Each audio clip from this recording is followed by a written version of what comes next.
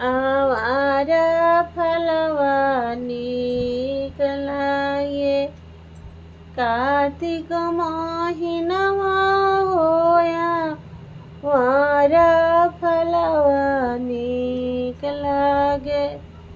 कार्तिक महिनामा भातुआ फलवा नीक लागे। कार्तिक महिनामा भातुआ फलवा नीक लागे। नीति सूती हम गंगावा नहाए गईनी। नीति सूती हम गंगावा नहाए गईनी।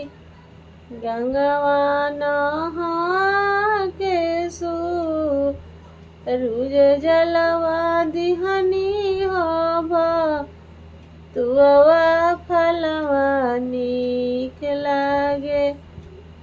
कार्तिक महिनावा होया वारा फलवा नीक लागे।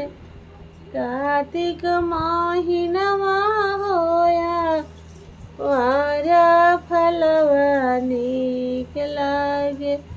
उठी सूती हम जमुना नहाए गईनी।